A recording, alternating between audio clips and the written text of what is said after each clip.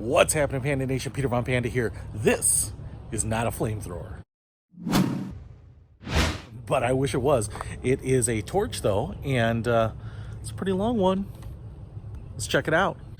So I have some plants around my yard here, a lot of ivy, which just grows crazy fast and thick, and some of it's poison ivy, so I wanted to get rid of it, but I don't want to touch it, so that's why I picked up this. It's an outdoor weed torch by Houseables and made in China, and you can see here it's got a curved end, so we're going to screw on a propane tank, which I have right here.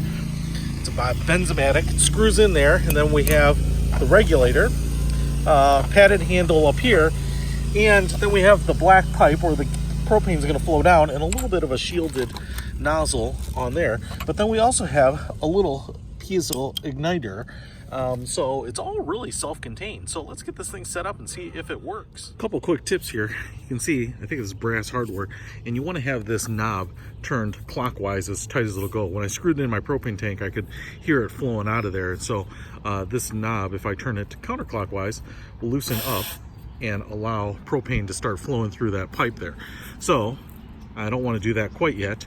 I will turn that on. You can see, like I said, the foam handle here, it's pretty nicely balanced. It kind of hangs like this.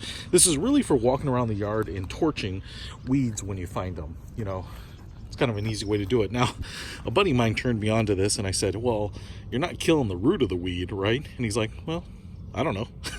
I just like it because it's easy and it gets rid of them for a while. So I thought, why not use this on big stuff? And you can see it's all the way down there. I would say this thing is probably about 3 feet in length. So you're gonna get about a 3-foot reach.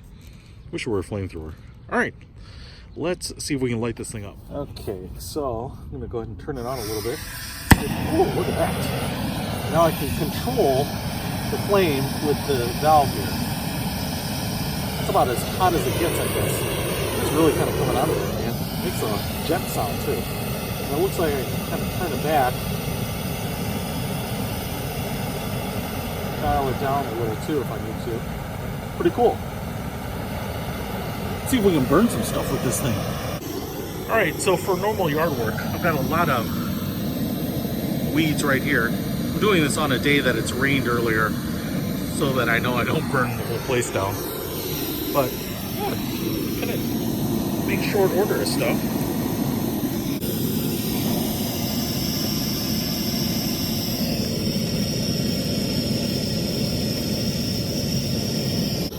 Ooh, here's some big ones.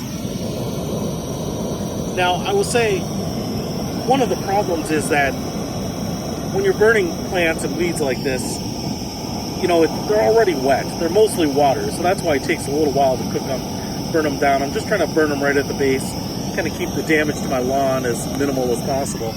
But it is satisfying. Usually the grass grows back pretty quick. Now here's the real trouble area, you know, where I've got ivy and plants and things like this.